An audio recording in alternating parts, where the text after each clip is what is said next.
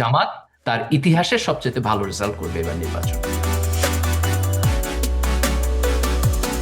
জামায়াতকে আসলে আপনি ক্ষমতার কতটা কাছাকাছি বলে মনে করছেন, তাদের যে তার নির্বাচনে জয়লাভ করার সম্ভাবনা আসলে আপনি কতটুকু? তো আগামী নির্বাচনে ডেফিনেটলি আপনার জামাত আগের তার যে পারফরমেন্স, যে আপনার আমার বোধহয় সবচেয়ে বেশি ভোট তারা পাইছিল 91, প্রায় 12%-এর মতো ভোট পাইছিল, তার চাইতে way way better performance Jamaat করবে। That's point number one. Point number two হলো যে আমরা একটা বিএনপি জামাত দ্বিদলীয় রাজনৈতিক সিস্টেমের মধ্যে যাইতেছি, যেটা বাংলাদেশের নতুন, আগে ছিল না। থার্ড হলো যে নির্বাচনে কে জিতবে, তো এটা তো আপনি কেউই প্রিসাইসলি বলতে পারবে না। আমি না এখন না, আমি পর্যন্ত আমি আসলে হ্যাঁ, বিশ্লেষণটা জানতে চাচ্ছিলাম হ্যাঁ, যে আমি আপনার আমি আমি রাজনৈতিক আমি বিশ্লেষণ কি বলে, যতটুকু কিংবা আমেরিকার ইন্টারেস্টের জায়গাটাও যদি আপনি একটু আনতেন, আমরা যেহেতু আমেরিকায় থাকি সেই ইন্টারেস্টের যেটা জায়গাটাও যদি আমার একটু। তো মানে এখন যদি আমি বিভিন্ন ডাটা দেখি, তাহলে আমি বলবো যে মানে একটা 50-50 গেম।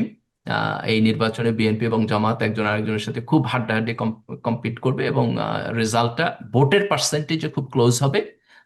সিটে কতখানি রিফ্লেক্ট হবে we don't know, let's see. কিন্তু জি। জামাত তার ইতিহাসের সবচেয়ে ভালো রেজাল্ট করবে এবার নির্বাচন।